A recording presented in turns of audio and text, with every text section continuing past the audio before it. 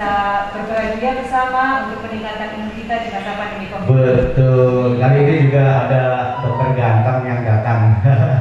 Iya, ada dokter spesialis kandungan. Mencuri waktunya di tengah-tengah. Betul, kesibukannya yang luar biasa ya Ibu ya. Ya, jadi untuk pertama kali kita buka dulu dengan lagu Indonesia Pusaka.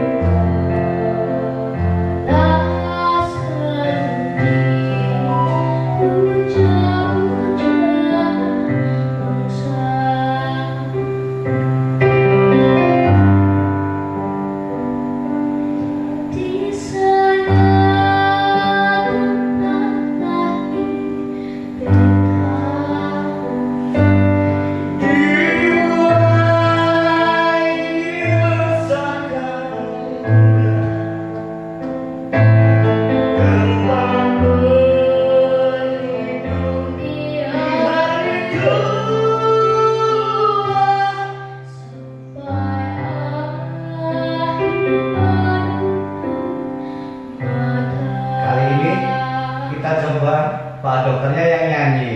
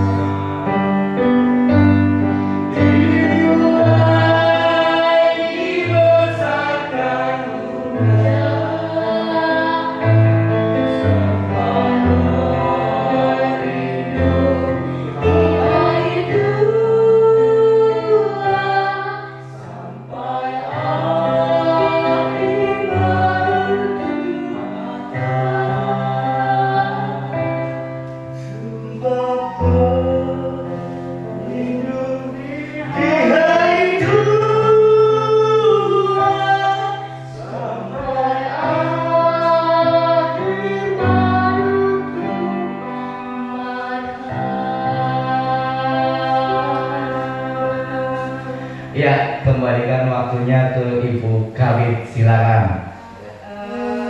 Selamat malam untuk semua masyarakat Kabupaten Brebes. Pada kesempatan ini kami hadirkan di sini narasumber ahli ya, yaitu ahli di bidang obstetri dan ginekologi. Beliau adalah Dr. Sigit Laksmana SPOP. Ya, terima kasih. Kami mohon kepada Dr. Sigit untuk bisa share terkait dengan pentingnya vaksinasi COVID-19 bagi ibu hamil. Karena perlu kami beritahukan kepada seluruh masyarakat Kabupaten Brebes bahwa pada bulan Juli ini terjadi peningkatan kematian ibu yang sangat tinggi, di mana dalam 1 bulan Juli ini ada 33 kasus kematian ibu. Luar biasa ya. Peningkatannya, dan dari 33 kasus kematian ibu itu 24 kasus itu karena COVID. Jadi berapa persennya itu ya? Hampir 70%. Dan di sini perlu adanya suatu upaya pencegahan agar ibu hamil di Kabupaten Brebes itu bisa tetap sehat di masa pandemi COVID ini, Dok. Kita cegah agar ibu hamil di Kabupaten Brebes tidak terpapar COVID, dan kalaupun terpapar COVID itu tidak jatuh ke dalam kondisi yang berat. Begitu ya, Dok? Ya. Monggo silakan persilakan kepada Dr. Sigit untuk sharing terkait dengan pentingnya vaksinasi COVID-19 bagi ibu hamil. Ya. Terima kasih. Selamat malam. Saya ucapkan pertama-tama saya ucapkan kepada Dr. Tani yang pada malam ini sudah mengundang saya untuk share bagaimana pentingnya vaksin COVID-19 ini terhadap ibu hamil, ya. Jadi memang kenapa kok pada akhir-akhir ini kok sekarang heboh ya ada vaksin ibu hamil, ya. Padahal yang tahun-tahun sebelumnya itu nggak pernah, ya. Karena apa?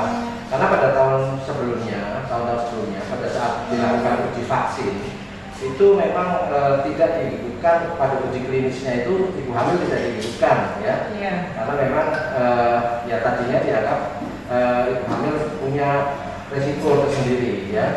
Di samping memang kondisi ibu hamil itu memang secara imunologis juga turun, ya. Kemudian juga ibu hamil juga banyak pantangan-pantangan, ya. Seperti kita lihat pada kalau kita beli obat-obatan atau minum-minuman atau apa itu kan pasti ada tidak jangan digunakan untuk ibu hamil, ya. Tapi ternyata setelah menginjak tahun kedua ini, ya, sekarang sudah kurang lebih sudah 1,5 tahun, ya. Pandemi COVID ini di negara kita. Nah, ternyata di dalam perjalanan itu kok ternyata banyak sekali ibu-ibu hamil yang terkena atau terpapar oleh COVID-19, dan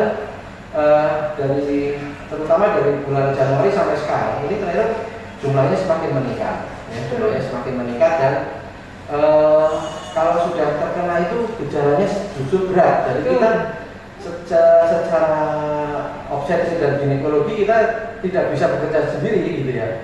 Jadi harus membutuhkan suatu disiplin ilmu, ya. Antara lain dengan obstetri, ada anestesi, ya, ada penyakit dalam dan paru, serta tim dari ICU. Itu mungkin yang dibutuhkan untuk menyelamatkan ibu hamil yang terinfeksi COVID yang jatuh dalam kondisi yang berat. Nah, makanya itu sekarang ini POGI sudah mengeluarkan rekomendasi sejak tanggal 1 Juli bahwa sangat penting ibu hamil itu dilakukan vaksinasi, karena vaksinasi sekarang dianggap sebagai salah satu strategi untuk memutus mata rantai dari penularan COVID-19 di samping prokes, ya, prokes yang 6M, ya, prokes yang 6M. 6M apa saja?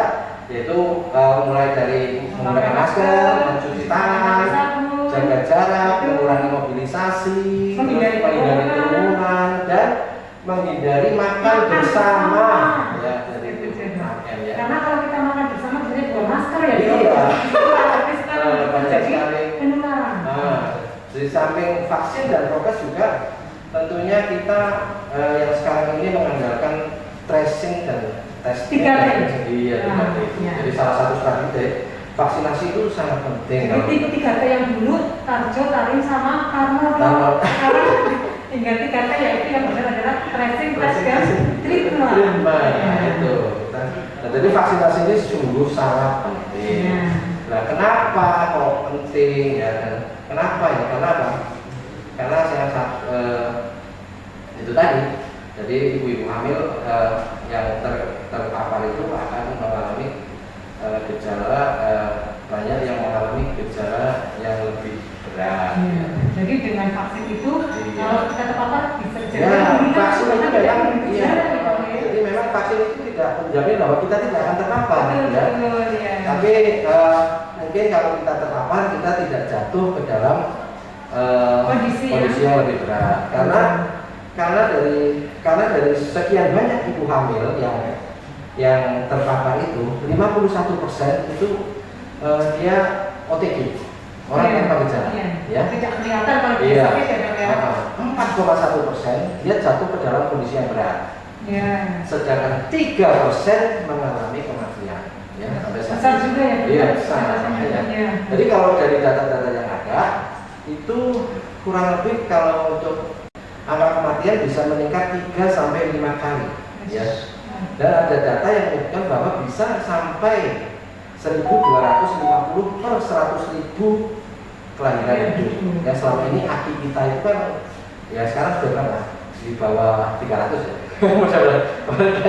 Kalau di per 100.000 loh. Di per 100.000. Kita sekitar 180-an. 180 ya sudah turun. Tapi sekarang Mungkin dengan nggak ada tahu ini, ya, nggak tahu ya, terutama di Brebes, masya Allah. Ya, jadi saya itu. Nah, terus mudah-mudahan dengan sosialisasi ini ibu-ibu hamil yang nanti akan menjadi sasaran untuk dilakukan vaksinasi COVID-19 ya mudah-mudahan bisa mengikuti Ya, tidak takut ya dok. Ya, tidak takut, tidak usah takut. Karena sudah dijamin aman ya. Dijamin aman ya. Jadi terus kapan ibu hamil itu akan dilakukan vaksinasi COVID-19? Ya, itu pertama yaitu ibu-ibu usia kehamilan antara 12 minggu sampai 33 minggu ya, atau trimester 2 atau 3 bulan sampai 8 bulan ya. Terus kemudian juga ibu-ibu yang mempunyai risiko tinggi ya, antara lain risiko tinggi kehamilan ya, jadi usia di atas 35 tahun ya. Dia punya riwayat hipertensi, punya riwayat diabetes mellitus dan obesitas. Itu prioritas gitu ya. Prioritas. Nah, terus kemudian juga ibu-ibu yang mempunyai resiko terpapar COVID-19 yang besar. Contohnya kayak ibu nakes ya, nakes hamil gitu ya. Terus mungkin ibu-ibu yang bekerja di kantor mungkin ya hamil, kita punya risiko yang besar ya. Nah, terus kemudian ibu-ibu yang mempunyai risiko rendah dalam kehamilannya, tetapi dia sudah mau setuju setelah dilakukan konseling. Nah, itu jadi ya otomatis kalau memang ibu-ibu sementara ini kondisinya sehat ya. Kondisinya sehat bisa dilakukan vaksinasi COVID-19. Insya Allah aman ya, insya Allah aman. Halal juga ya Pak ya? Halal, halal ya. Aman lah, insya Allah aman ya. Terus apa lagi Bu kami? Itu vaksinasi bisa didapat di seluruh puskesmas. Wah, bagus ya. Nah, sekarang saya juga sudah dapat info dari pasien-pasien saya itu ada yang sudah divaksin. Iya. Ya, ini ada pertanyaan bagus dok. Iya. Kemarin banyak yang DM ke Dinas Kesehatan Kabupaten Brebes. Ya. Jadi untuk ibu hamil yang mau HPL, itu apakah boleh vaksinasi atau tidak sama ibu menyusui gitu? Oh iya. Ya, pertanyaannya bagus ya. Jadi istilahnya bagaimana kalau usia kehamilan saya di atas 33 minggu ya, atau sudah menjelang itu ya. Sebenarnya kalau dari rekomendasi POGI itu boleh, sebenarnya boleh. Cuman di sini perlindungannya hanya untuk ibunya saja kayak gitu loh. Karena apa? Dan yang jadi pertimbangan kenapa kok 12 minggu sih? Ya, karena antara 0 sampai 12 minggu adalah waktu organogenesis atau terjadi pembentukan organ pada sang bayi.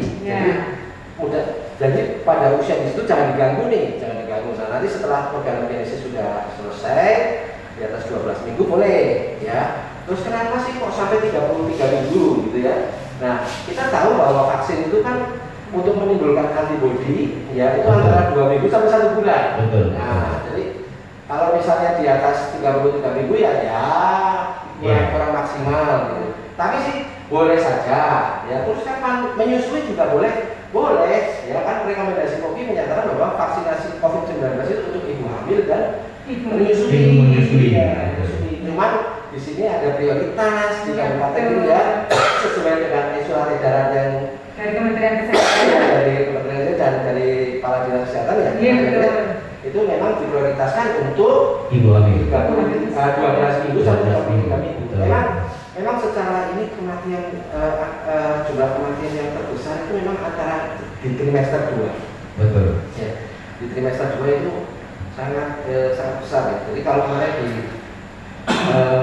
di RSU sendiri ya sampai bulan kemarin itu sudah ada 26 kematian ibu yang 19 itu COVID ya. Ya, ini data terakhir ya.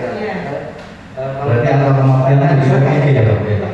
Angka kematian ibu hamil itu begitu tinggi yang terpapar COVID-19 ya. Makanya ada apa kewajiban ya istilahnya ya, diharuskan maksudnya ibu-ibu hamil itu untuk vaksinasi COVID-19 ya. Sebenarnya intinya sih kita tidak memaksa ya. Betul. Tapi setelah dilakukan konseling pada ibu hamil ya, kalau konseling itu melalui apa saja, apa itu terdiri dari apa saja. Ya kita menjelaskan bagaimana manfaat vaksin itu, terus kemudian kita juga menjelaskan selain manfaat juga aman apa tidak, ada komplikasi atau tidak, dan ternyata aman dan setelah dijelaskan ibu setuju. Dan didukung fakta tadi dok. Didukung fakta. Iya, didukung fakta ya. Memang COVID-19 membahayakan bagi ibu hamil. Ini ada pertanyaan lagi buat masyarakat yang mau tanya-tanya silakan bisa telepon ke 082325345674. Ada di player yang sudah kami bagikan. Barangkali ada yang mau tanya-tanya via telepon silakan. Nah ini ada pertanyaan lagi dok. Jadi jenis vaksin itu kan di kita itu ada beberapa ya. Tapi juga ini ada Moderna, ada Pfizer, ada Sinovac. Kemarin juga opsi-opsi yang mau diberikan kepada ibu hamil itu juga ada Moderna, Pfizer gitu ya bu. Apakah vaksin-vaksin itu aman dok? Semua jenis vaksin itu untuk ibu hamil gitu. Iya. Jadi karena kita ini berita hoaxnya itu terlalu kencang gitu. Hoaxnya selalu menang. Karena masyarakat di kita itu lebih banyak membaca judul daripada membaca isi beritanya gitu dok. Monggo dok. Jadi kalau menurut rekomendasi dari POGI ya, itu kan vaksin ada beberapa macam nih. Di antaranya vaksin yang terbuat dari virus yang diinaktivasi ya, itu Sinovac ya contohnya. Terus kemudian ada vaksin yang terbuat dari mRNA ya seperti Pfizer sama Moderna. Terus kemudian ada vaksin yang terbuat dari adenovirus seperti misalnya AstraZeneca. Nah, 4 jenis vaksin dan ini kira-kira itu aman semua ya, aman semua. Jadi tergantung dinas kesehatan punyanya apa di sini dinas.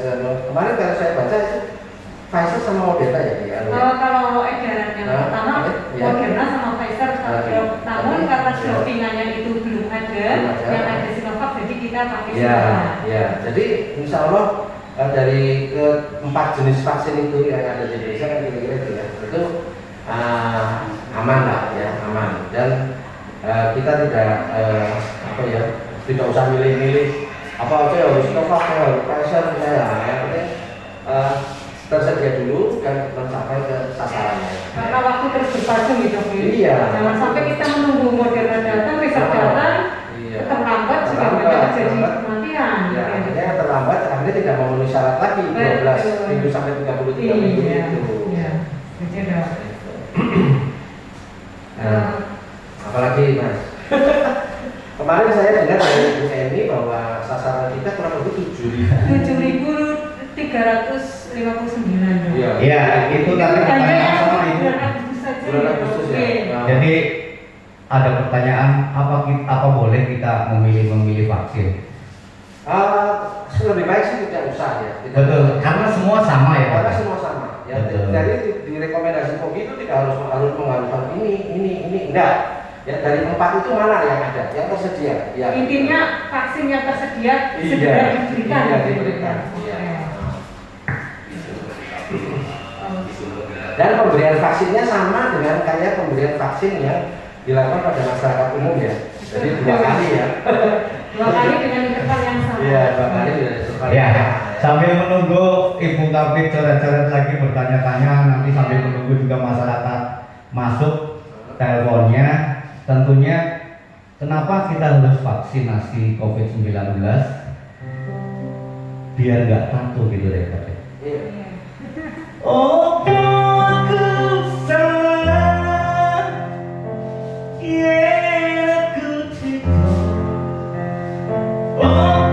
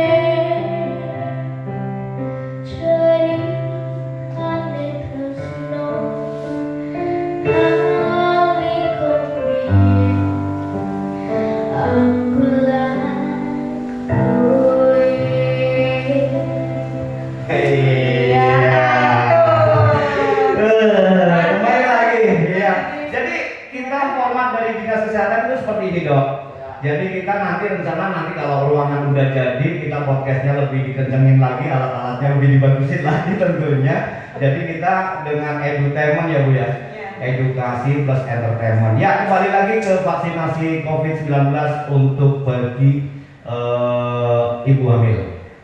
Lanjut. Iya Mas Kris, silakan Ibu, barangkali ada yang mau ditanyakan, apa mau disampaikan ke masyarakat. Jadi gini Dokter Sigit, yang sekarang rumornya sedang beredar itu, dulu kan ibu hamil dan ibu menyusui nggak boleh divaksin, kok sekarang tiba-tiba boleh, ada apa ini gitu dong. Jadi mungkin itu yang menjadi pertanyaan masyarakat. Terus yang kedua, takut kalau ibu hamil divaksin itu nanti terjadi sesuatu pada janinnya, itu gimana Dok? Iya, memang itu menjadi banyak pertanyaan ya. Dulu kan enggak. Ya memang pada saat ya ini kan penyakit baru ya. Jadi vaksin itu juga dikeluarkan itu juga tidak sembarangan ya kan. Tentunya sudah melalui uji klinis ya. Uji klinis. Nah, waktu itu memang ibu hamil itu tidak diikutkan dalam uji klinis itu gitu loh. Dan waktu itu kasus terjadi pada ibu hamil masih rendah. Nah, kok semakin lama kok sekarang semakin banyak, apalagi setelah Mas Delta ini datang gitu. Ternyata badai di bulan Juli ya Dok ya. Setelah Mas Delta ini datang loh, kok ternyata banyak. Nah ini ternyata yang saya tahu ini sudah ada dilakukan di Amerika Serikat. Itu terhadap 35.000 ibu hamil. Nah semuanya itu semuanya aman. Ya itu sudah dilakukan itu ya. Nah, memang ada beberapa ya terus terang memang ada beberapa negara yang menolak untuk vaksin ibu hamil. Tapi ya mungkin kita tahu bahwa jumlah ibu hamil di negara mereka itu sangat kecil dan angka kematiannya kecil. Dan kita tahu Indonesia mungkin kesadaran mereka ber-THB sudah bagus ya. Jadi kemudian juga yang perlu kita ketahui bahwa ibu hamil itu kan sebenarnya secara imunologis itu kan turun ya. Jadi kalau ibu hamil, ya contohnya ibu hamil itu terkena batuk pilek, nanti sembuhnya lama ya, karena memang secara imunologis itu turun. Nah ini apalagi terkena COVID ya, jadi itu ya harapannya tidak menjadi yang lebih berat ya. Kalau sudah lebih berat Ampun deh. Dan kalau yang saya tahu malah itu ya dok, justru kalau ibu hamil itu terkena COVID malah berbahaya nih dok ya. Iya. Karena bisa terjadi efek ke janinnya nih dok Ya, jadi apa sih komplikasinya kalau ibu hamil itu terpapar COVID ya? Pertama yaitu bisa jatuh dalam kondisi yang lebih berat ya.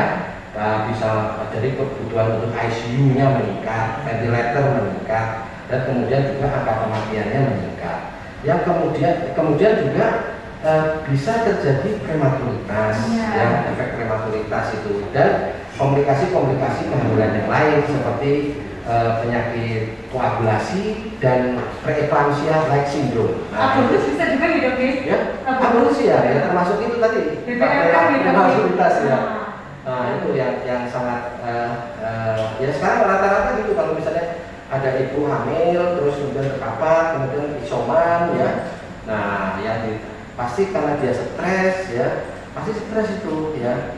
Nah itu jadi akhirnya timbullah kontraksi ya, kontraksi pada uterusnya sehingga terjadi persalinan prematur. Itu yang paling sering. Betul dok, kalau kita jadi makanya kalau pas ada saat isoman itu jangan stres. Nah itu dok yang kadang susah dihindari dok. Iya, sudah dengar pernah COVID saja biasanya masyarakat sudah panik. Iya, itulah. Dan itu padahal akan menurunkan imun ya dok. Iya.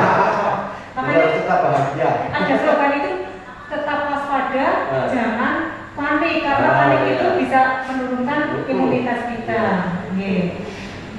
Nah, dok itu kalau misalnya ada ibu hamil ya, terus dengan tensi yang tinggi, apakah itu boleh untuk divaksin dok? Nah, kapan sih ibu hamil itu boleh divaksin? Ya, yaitu pada saat ibu itu dalam kondisi yang stabil. Berarti harus dipastikan benar-benar sehat. Iya, benar-benar stabil. Yaitu misalnya gini loh, misalnya dia tidak demam, ya, jadi suhunya di bawah 7,5 derajat Celcius, 37,5 derajat Celcius, kemudian tensinya di bawah 140/90 ya. Terus yang jadi pertanyaan, dok saya punya asma, boleh nggak? Iya dok, sama alergi biasanya. Nah, selama asmanya itu tidak kambuh, tidak aktif, stabil ya. Asma kan memang ya kambuh-kambuhan ya. Selama tidak kambuh boleh, boleh. Saya punya riwayat penyakit jantung dok, boleh nggak? Ya selama penyakit jantungnya tidak kambuh, itu dalam kondisi stabil, ya boleh saja, begitu loh. Yang nggak boleh itu apa yang pasti nggak boleh itu ibu-ibu yang punya kelainan darah, ibu hamil dengan kelainan darah. Kelainan darah seperti thalassemia. Itu berarti kontraindikasi mutlak ya, terus kanker darah, ya, kelainan koagulasi misalnya. Nah itu yang memang tidak boleh lah. Tapi selama ibu hamil, ibu dengan HIV pun ya, ibu hamil dengan B12 ya, itu selama dia tidak terjadi imunodefisiensi, sebenarnya boleh selama. TB kalau TB boleh, selama tidak terjadi imunodefisiensi. Jadi TB kan juga ada kondisi punya. Meskipun dalam sedang terapi TB boleh gitu ya? Ya boleh, asal kondisinya sehat stabil ya. Nah kalau untuk ibu hamil itu sendiri dok, apakah vaksinasi ini kan katanya takutnya kalau divaksin nanti malah guguran gitu dok. Nah itu aku takut divaksin nanti malah terjadi guguran gitu. Nah makanya vaksin itu dilakukan setelah usia kehamilan 12 minggu ke atas, ya kan? Karena pada saat usia kehamilan 12 minggu itu sudah terbentuk plasenta yang sempurna.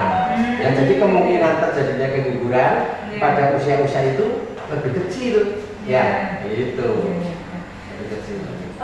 Dok, mungkin kan vaksinasi itu salah satu upaya ya untuk mencegah atau mengurangi gejala yang berat pada ibu hamil yang terpapar COVID. Karena tadi disampaikan oleh dokter bahwa vaksinasi itu tidak mencegah mutlak, tapi mencegah dalam keparahan ya, tidak mencegah untuk terpapar. Jadi bisa tetap terpapar, tapi kalau terpapar mungkin ringan gitu ya. Tidak jatuh dalam berat. Selain vaksinasi ini apa yang harus dilakukan ibu hamil dok agar dia tetap sehat selama menjalani kehamilannya ini? Nah ya itu tadi, jadi kan selain vaksin juga kita harus tetap prokes, sama ya kan, harus tetap prokes. Nah, prokes 6M. Ya, kalau menurut itu harus 6M. Kayak vitamin gitu perlu nggak? Nah, kemudian kalau misalnya sebenarnya kalau dia apa ya sehat tidak terpapar ya kita melakukan antenatal care ya biasa minimal 6 kali. Minimal 6 kali. Cuman karena kondisi COVID ini ada pembatasan. Ya kalau misalnya tidak penting-penting banget ya tidak dilakukan gitu atau bisa dengan telemedicine itu yang diharapkan karena kalau kita melakukan antenatal terus sama aja terjadi kerumunan ya kan kayak misalnya di rumah sakit ya di tempat saya di RSUD saya nah, kalau pas banyak saya malah bingung loh ini gimana ini kok malah terjadi kerumunan nah itu yang jadi sebenarnya ya ada pembatasan mungkin harus dengan janji temu istilahnya atau ya ini yang lagi dikembangkan dengan telemedicine tapi ya itu tadi minimal 6 kali lah ya minimal tetap 6 kali nah kecuali kalau dia sudah ya biasa kalau antenatal ya kita berikan ada multivitamin penambah darah ya gimana gitu nah kalau ini sudah terpapar bagaimana ya kalau terpapar kan ada yang tidak bergejala, bergejala ringan, sedang, berat. Nah, kapan yang harus isoman itu? Yang isoman itu yang tidak bergejala, OTG, dan bergejala ringan. Tanpa komorbid. Nah, kalau ringan dengan komorbid? Kalau ringan dengan komorbid sebenarnya bisa isoman tapi di tempat yang terpusat. Oh iya. Nah, ya sendiri ya dok. Ya, maksudnya pantauannya harus tetap. Harus ada pantauan dari tenaga kesehatan. Tapi kalau tidak ada komorbid ya di rumah saja. Tapi tentunya rumahnya itu memenuhi syarat untuk dilakukan isoman. Terus kemudian juga diberikan vitamin-vitamin ya seperti vitamin D ya vitamin D 1000 international unit sampai 5000 bisa diberikan. Terus kemudian vitamin C, asam folat, terus kalsium itu tetap ya. Terus yang kemudian juga selama isoman itu ibu harus memantau dirinya sendiri. Kalau dia isoman mandiri tanpa gejala atau gejala ringan, ya dia harus memantau dirinya sendiri. Ya terutama hanya memantau suhu badannya. Suhu badannya 2 kali ya pagi sore, sehari 2 kali. Terus juga kalau bisa memantau saturasinya ya. Terus kemudian dia memantau kondisi yang lain kayak frekuensi pernafasan ya. Kalau sudah nafasnya sudah lebih dari 24 kali per menit, nah itu sudah harus tanda-tanda dia harus dibawa ke rumah sakit. Terus jangan sampai terlambat ya. Nafas lebih dari 24 kali, denyut jantung lebih dari 100 kali, terus kemudian dia merasa sesak ya, terus demam yang sangat tinggi. Nah, itu harus dibawa ya, harus dibawa ke rumah sakit, isoman terus ya. Nah, terus kemudian juga masalah kehamilannya sendiri ya, masalah kehamilan sendiri harus diperhatikan kan karena efeknya itu biasanya paling sering adalah prematuritas. Jadi ibu hamil itu pas saat isoman jangan bekerja terlalu berat ya. Dia harus rileks ya, rileks itu bisa saja mendengarkan ayat-ayat suci Al-Quran, bisa mendengarkan musik yang asik-asik. Kan harus stay di kamar ya Bu ya. Iya, harus ya. Jangan malah isoman malah pekerjaannya tambah banyak, aku nyuci ngepel ya, itu malah. Nah itu malah tambah ya. Terus perhatikan juga gerakan janinnya. Ya, gerakan janinnya. Nah, bagaimana cara memperhatikan gerakan janin pada saat itu? Yaitu yang normal adalah ada gerakan janin 10 kali dalam 12 jam. Nah, 10 kali dalam 12 jam. Ada yang dilakukan ini, misalnya jam 8 ya. Kita melakukan jam 8 pagi. Kalau jam 8 pagi, nah setelah 2 jam kok sudah ada 10 kali. Ya berarti sudah berarti normal itu. Nah, tapi kalau dalam 12 jam sampai jam 8 malam kurang dari 10 kali, ya itu juga harus dilaporkan ke pusat ya supaya dilakukan pemeriksaan ya. Nah, itu contohnya. Ternyata memang ibu hamil itu harus ada pendamping ya dok ya? Tidak Iya, bisa sendiri. ya makanya kasihan. kalau saya sarankan pada saat isoman itu, ibu hamil ini punya nomor telepon dari pendampingnya, Iya. ya, baik petugas kesehatan atau Dari masyarakat. dari masyarakat. Iya. Jadi kalau ada apa-apa bisa ditelepon, bisa dikonsulkan. Hmm. Nah, bisa di situ bisa dilakukan telemedicine. Iya. Kayak gitu. Terus apa lagi? Ini dok ada lagi nih, Ah. kemarin ada yang nanya juga, kan kalau ibu hamil itu kan ada imunisasi yang lain ya dok ya? Ya. Saya habis di TT ini gimana? Boleh nggak divaksin untuk COVID-nya gitu dok? Ya sebenarnya kalau dari rekomendasi komisi tidak ada keterangan itu ya. Iya. Kalau setelah di TT bagaimana? Tapi ya lebih baik gini loh. Jadi kalau TT kan juga ada efeknya juga, ya kan? Nah, efeknya juga karena TT itu kan terbuat dari virus kuman tetanus yang dilemahkan, ya kan? Sama kalau vaksin COVID misalnya yang Sinovac juga virus yang dilemahkan. Nah, supaya gejalanya tidak double-double, kalau menurut saya ya, karena di MOPI itu tidak menjelaskan itu di rekomendasinya. Kalau sudah tidak double-double, misalnya dia setelah melakukan setelah TT itu, yang biasanya TT kan dilakukan pada K1 ya. Iya. Nah, K1 itu kan sebenarnya Trimester awal. ya, berarti trimester pertama ya. Iya. Nah, pada saat trimester pertama kan tidak dilakukan vaksinasi COVID. Iya. Jadi COVID setelah 12 minggu atau pada trimester Iya. kedua. Ya, kalaupun terpaksa Trimester ya. awalnya udah akhir dok misalnya. Apa? Trimester awalnya sudah menjelang trimester 2. Ah, itu gitu. ya kalau kita sih tunggu saja, jangan double-double gitu loh. Biasanya kan Dikasih jarak ya dok iya, untuk kasih jarak. diberikan. Kalau misalnya kan TT biasanya kan 2 hari tuh Iya. untuk gejalanya ya. Hmm. Nah ini setelah 2 hari. Ya, oke. Oke, dan Kayak gitu. ya memang Tapi saya kira ibu hamil tolonglah. Memang ini betul-betul program dari pemerintah ya tujuannya ya sangat baik ya, melindungi ibu hamil ini. Pokoknya saya selama menangani ibu hamil dengan COVID ya, kalau misalnya yang tadinya datang dengan kondisi sedang ya, tapi setelah bayinya lahir atau setelah operasi atau mungkin belum, nah itu terjadi pembulukan itu kita sulit sekali. Drop ya dong, langsung kadang-kadang langsung drop itu ya dong. Iya, atau datang sudah dalam keadaan DOA, dead on arrival, ya, karena terlalu jauh, oksigenasi juga tidak tercukupi dengan baik ya. Makanya kan saya wanti-wanti. Jadi kebutuhan oksigen pada pasien COVID itu bisa 10 kali lipat daripada pasien dengan biasa. Bisa minimal 10 sampai 15 liter per menit minimal. Makanya boros banget tuh oksigennya.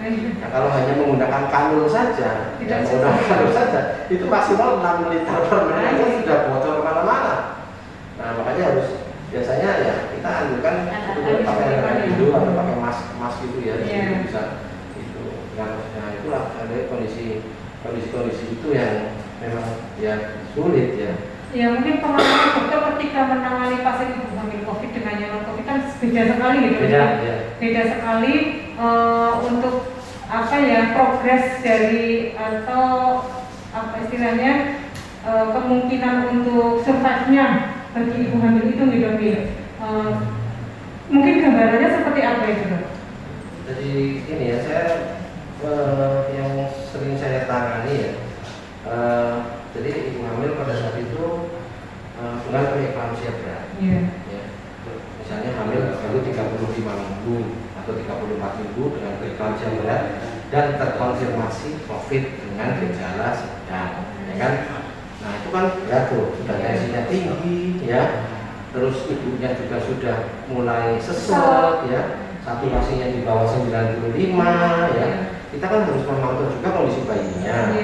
Ini kalau diakhiri sekarang juga kadang bayinya belum siap karena belum diberikan maturasi paru, ya pematangan paru. Jadi kita harus nunggu 2 minggu lah, 2 hari ya, paling tidak nunggu 2 hari sambil pematangan paru, kemudian tetap oksigenasi. Nah, kira-kira kalau misalnya tidak ada perbaikan dalam tensinya, ya sudah akhirnya diakhirinya kalau kayak gitu bagaimana ya secepatnya aja, kalau hanya secepatnya dengan seksio.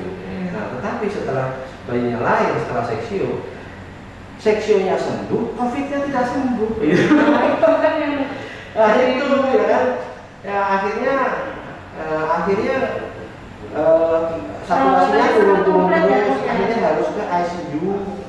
Ya, yang tadinya di ruang isolasi non ICU atau non ventilator harus ke ICU yang sudah bersifat ventilator. Nah, tetapi ventilator waktu itu sangat terbatas, ya, karena jadi pada rebutan. Nah itulah, terus akhirnya ya meskipun ya ada yang bilang kalau sudah masuk dalam kondisi ventilator ya sudah semakin sulit. Karena biasanya sudah menyerang paru-paru.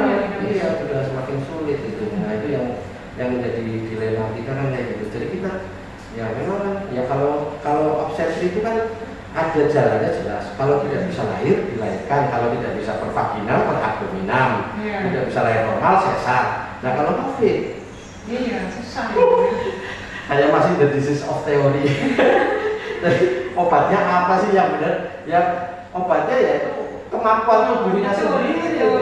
Tergantung dari diri masing-masing ya. Bagaimana kita memotivasi diri untuk sembuh. Nah, memang kalau yang saya amati pada penderita COVID itu motivasi diri untuk sembuh itu sangat berperan. Iya. Jadi imunitas dari tubuhnya sendiri, antibodi tubuhnya itu sendiri yang memang harus melawan itu.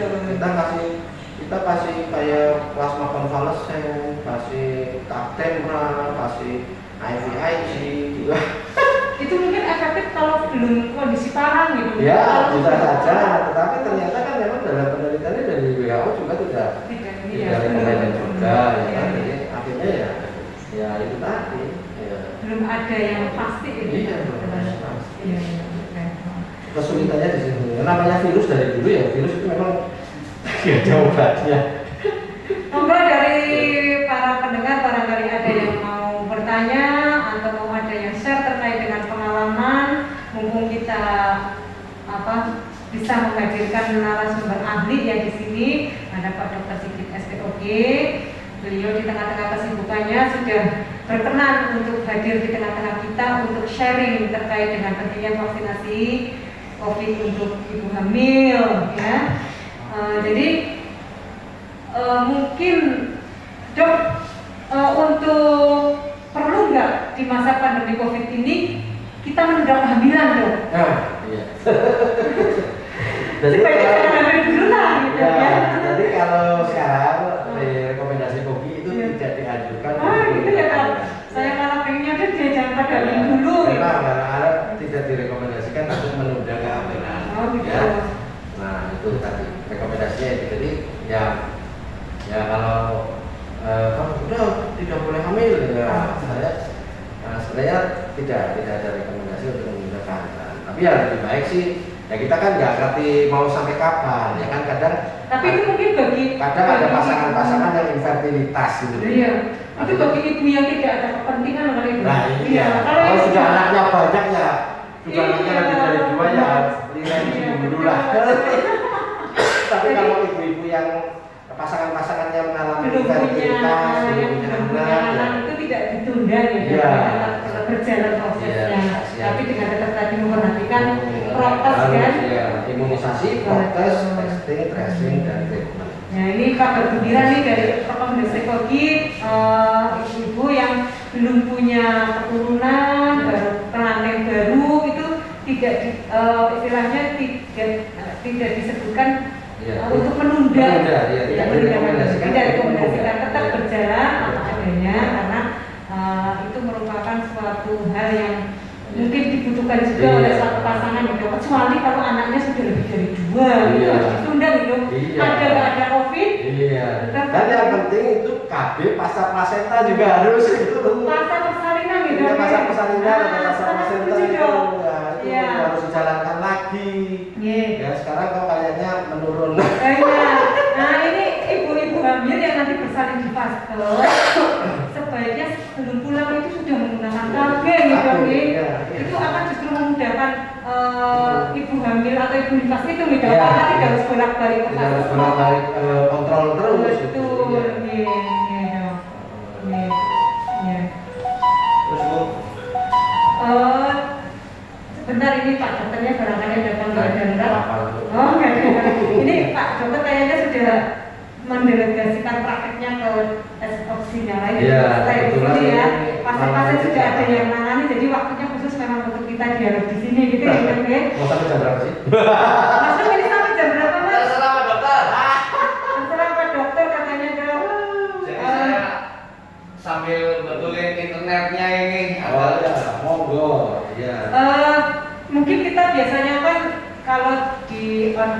radio 1 jam gitu. Iya, 1 jam. Ini mungkin nanti 1 jam terpotong iklan. Iklannya 10 menit lebih kan. Iya. Baiklah Dok, mungkin masuk ini ada selingan nyanyi dulu nggak nih? Ini lagi dulu Bu, ini tak betulin dulu. Ya. Oke. Mungkin yang perlu saya informasikan kepada masyarakat di Kabupaten Brebes bahwa sekarang ini Puskesmas sedang menyelenggarakan vaksinasi baik untuk masyarakat umum, untuk disabilitas maupun untuk ibu hamil. Ya. Jadi monggo para ibu hamil bisa melihat jadwal di puskesmas masing-masing untuk pelaksanaan vaksinasi ibu hamil ini. Manfaatkan vaksin yang ada di kita untuk segera diberikan kepada ibu hamil sehingga ibu hamil ini bisa terlindungi ya dari serangan si COVID ini yang bisa menimbulkan gejala yang parah pada ibu hamil. Nah, jadi mungkin ini kan sekarang masa-masanya sudah ada hujan, ada panas gitu ya Dok. Jadi Ya. ibaratnya kalau Ibaratnya kalau vaksinasi itu kita berjalan di tengah-tengah hujan gitu, dengan payung dan tanpa payung, itu nggak Dok?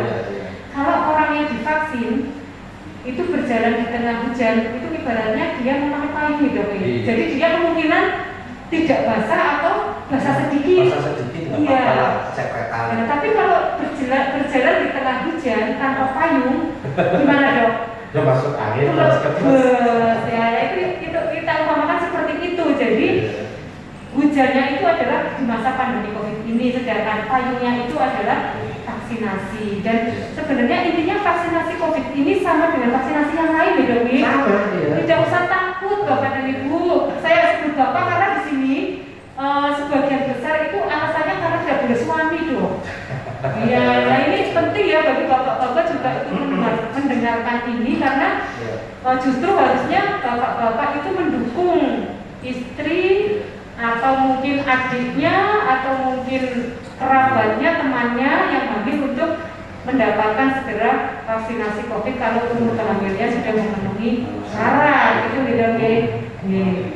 Ya, jadi saya harap juga ya para suami ya ini juga mendukung lah ya untuk istrinya yang sedang hamil ini pada usia 12 sampai 33 minggu untuk dilakukan vaksinasi ya, karena keuntungannya jelas lebih banyak lah daripada mudaratnya ya. Juga selama ini juga saya belum mendengar ada CP ya. Betul loh, kita sudah melaksanakan vaksin. Kejadian apa itu komplikasi dari vaksinasi yang ya berat. Coba ada selama ini. Ini kan kita sudah melaksanakan di beberapa puskesmas, Iya. ada laporan ini yang berat. Ada. Nah, ya. Padahal sudah berapa ribu? Ini belum nyampe ribu Dok, makanya ini Iya. antusiasnya masyarakat itu masih sangat rendah. Kita baru capaiannya sekitar berapa ya? Masih sedikit sekali. Iya, kalau memang Baru 4%-an. pengen cepat terjadi herd immunity, ya vaksinasinya harus cepat. Betul. Iya. Karena berakhirnya pandemi COVID ini tergantung kita semua ya, Dok. Kita semua tergantung masyarakat. Iya, tidak tergantung tenaga kesehatan. Diperpanjang Betul. terus. Kita sudah pengen kayak dulu ya Dok ya. Iya. Bisa jalan-jalan Kita bebas. pengen karaokean tanpa masker. Ya. Iya, Sesek aja. Iya, ini sudah jenuh sekali dengan pandemi COVID ini. Betul, dan mereka berharap sorry. Kami juga selaku tenaga medis yang menangani secara langsung baik langsung maupun tidak langsung juga. Ya otomatis kalau kayak kejadian yang kemarin ya. Bulan Juli itu. Iya. Badai. Kalau misalnya tidak isolasi sih tidak apa-apa. Saya kalau tidak terpapar iya. harus isolasi. Betul Iya. Dok. Yang jelas kita juga udah merasakan capek ya Dok ya. Udah merasakan pengen apa sih kita hidup kembali normal gitu ya istilahnya. Kita nyanyi Dok pakai masker kayak gini ya Dok ya. Aduh, semoga aja dengan Sebenarnya saya tampak lebih cakep kalau pakai masker kayak ini. Iya. enggak Dok. Kalau Pak dokter itu manis loh, benar. Ya, Pak dokter itu manis. Iya, jadi Kita hidupnya tampak standar. jadi semoga percepatan vaksinasi ini nanti akan mempercepat herd immunity ya Bu ya tentunya ya, herd immunity. Jadi Untuk kenapa Mas Kris? Offline. Nah itu.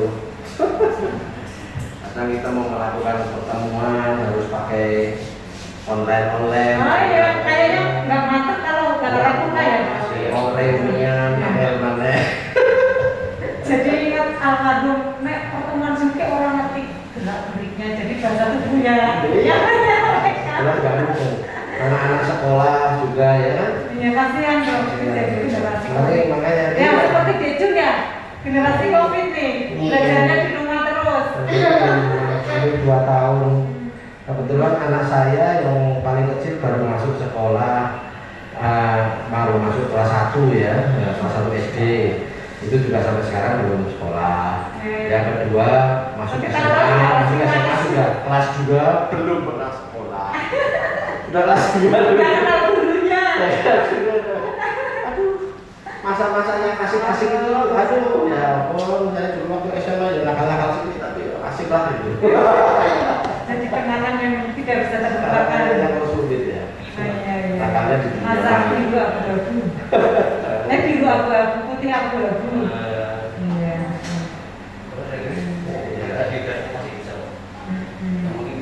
Kita kangen dengan Saya kira biar kita nggak jenuh, mari kita berbahagia dulu, bernyanyi dulu bersama tim sehat dengan. Tapi gini Ibu, tentunya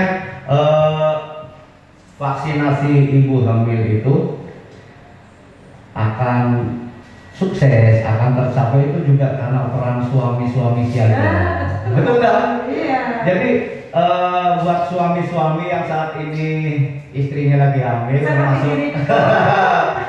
jadi berikan cinta terbaik tentunya. Iya, Bu.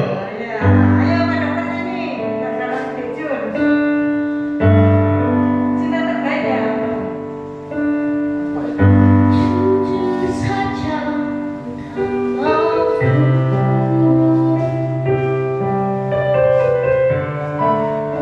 hilangkan wajahmu hatiku sebarang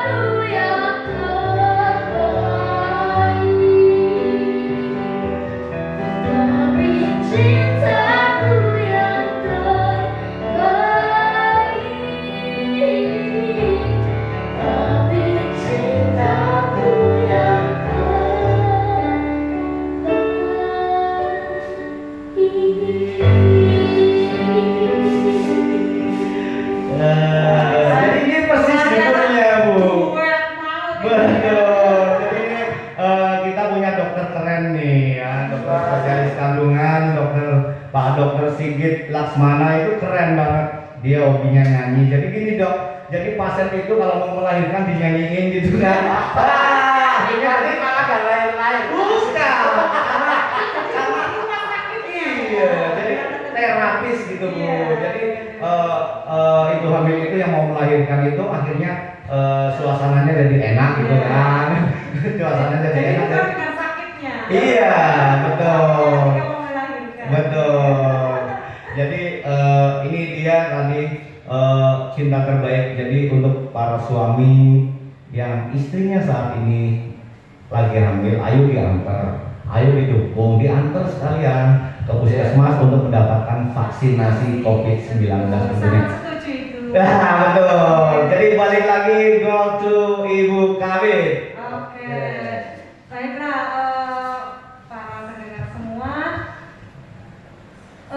untuk vaksinasi ibu hamil ini sekali lagi ya, sekarang sudah dimulai di seluruh puskesmas di Kabupaten Brebes. Bahkan puskesmas itu ada yang mendekatkan pelayanan dok ke desa-desa. Jadi manfaatkan kesempatan ini untuk ibu hamil mendapatkan vaksinasi sesegera mungkin ketika sudah memasuki trimester 2 ya, agar ibu dan bayinya terlindungi dalam menjalani masa kehamilannya. Jadi nanti ibunya melahirkan sehat, bayinya selamat, manennya selamat, bayinya sehat, sehingga dapat menurunkan angka kematian ibu dan bayi di Kabupaten Brebes.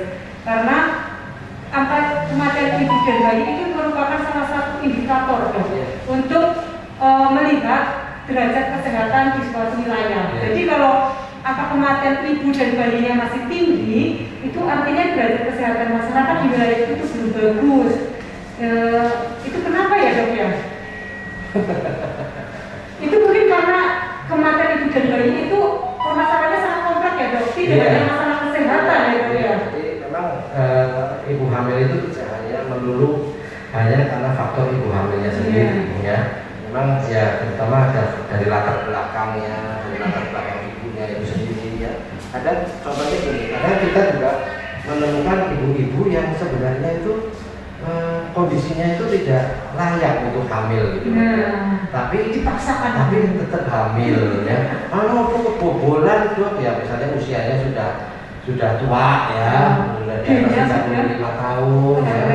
Lalu kehamilannya sudah multigrafika, keduanya, akhirnya 4, kok ya tetap hamil. Atau mungkin dia sudah punya riwayat penyakit ya, kayak riwayat ya hipertensi atau kehamilan sebelumnya juga bermasalah gitu ya. Sekarang tetap hamil ya, itu yang menjadikan, jadi tidak melulu. Terus kemudian juga faktor lingkungannya ya. Sekarang kalau di Brebes ya memang saya lihat antara ya itulah, jadi kayak hak reproduksi wanita ya seakan-akan wanita itu masih sangat tergantung dengan ya suaminya, orang tuanya, mertuanya. Dia tidak mempunyai keputusan sendiri ya untuk apa yang terbaik bagi dirinya.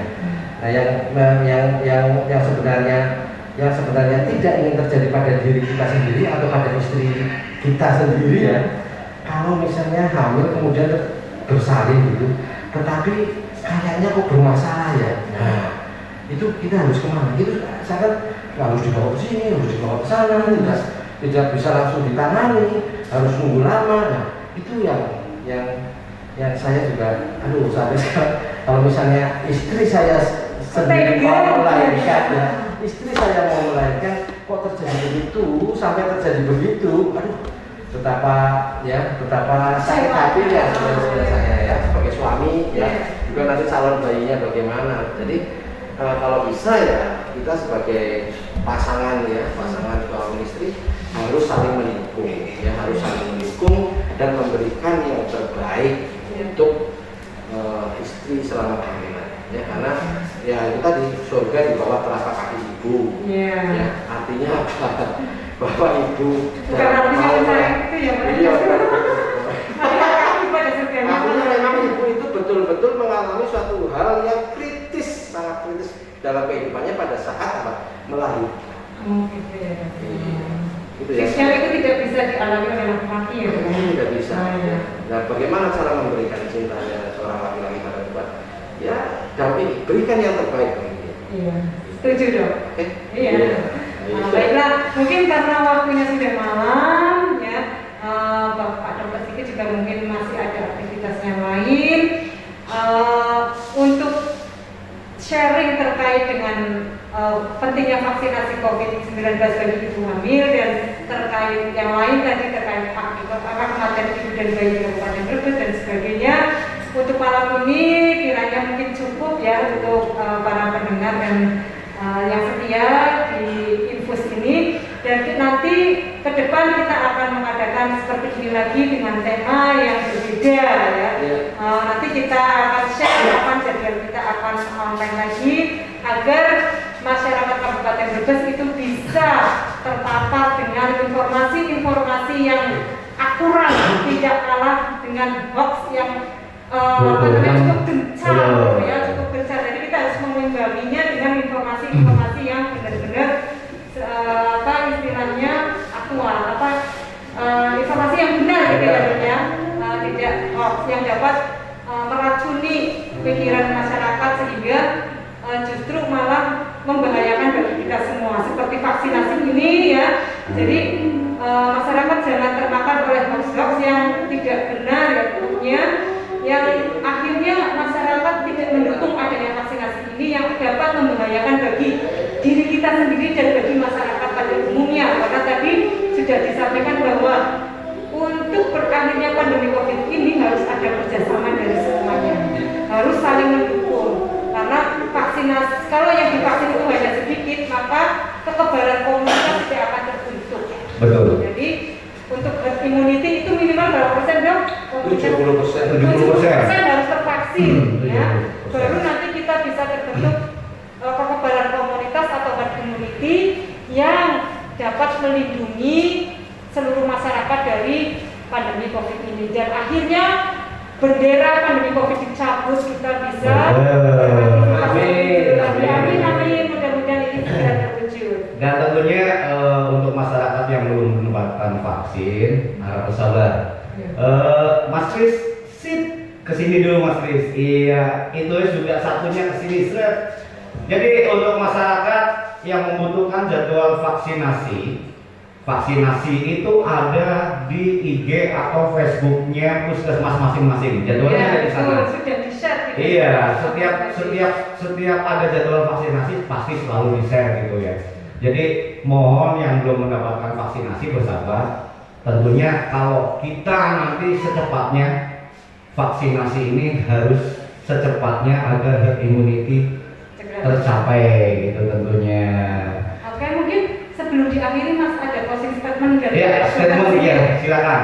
Ya, terima kasih para netizen semuanya ya. Jadi percayalah bahwa untuk kesuksesan agar cepat pandemi ini berakhir, terutama pada ibu-ibu hamil ya yang mempunyai risiko terpapar virus COVID-19 ini, percayalah ya, kami dari tenaga kesehatan ya, terutama ya untuk ibu hamil ya, kita dari POGI ya, dari POGI itu Persatuan Obstetrik Ginekologi Indonesia, ahli kandungan ya, ahli ya, dari dokter-dokter, perkumpulan dokter-dokter kandungan itu, percayalah kami tentunya berusaha untuk memberikan jalan yang terbaik bagi masyarakat.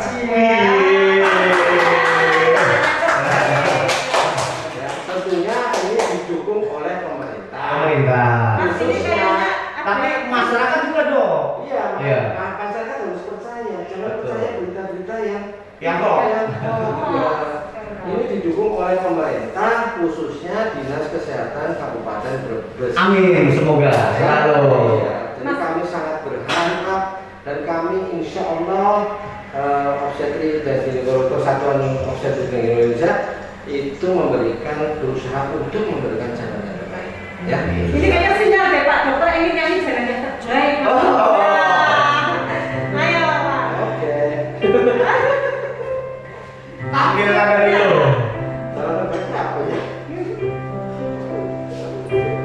Sepanjang kita masih Wow. gitu. Sekarang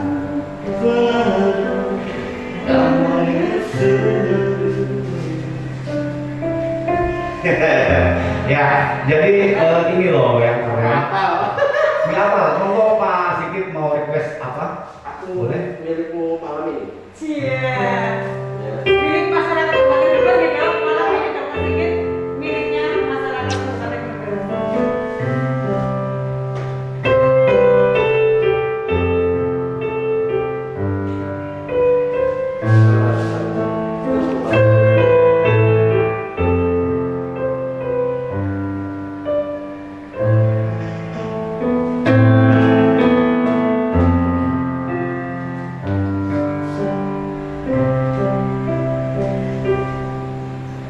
Ku pikir kau sudah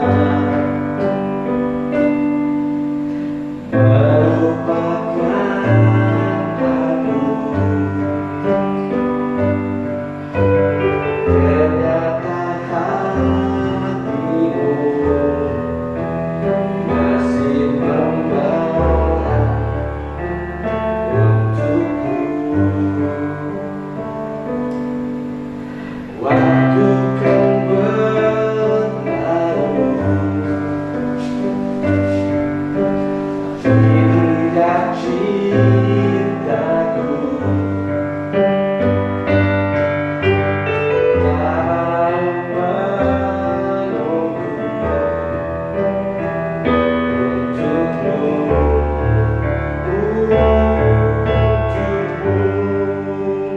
aku milikmu malam ini, karena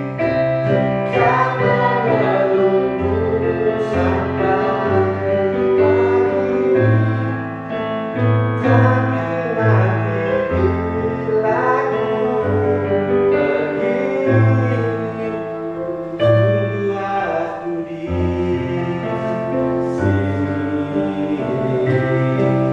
sini. Waktu kan berlalu, tidak cintaku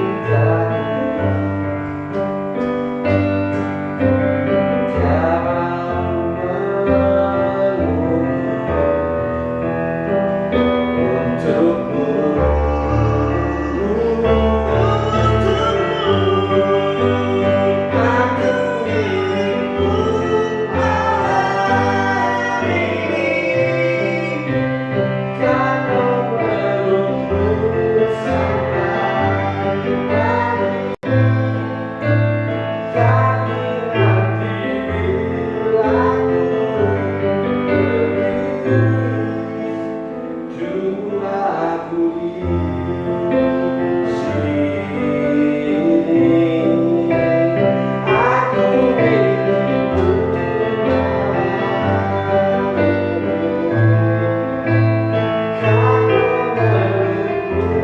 sampai pagi. Tapi nanti bila ku pergi, tunggu aku di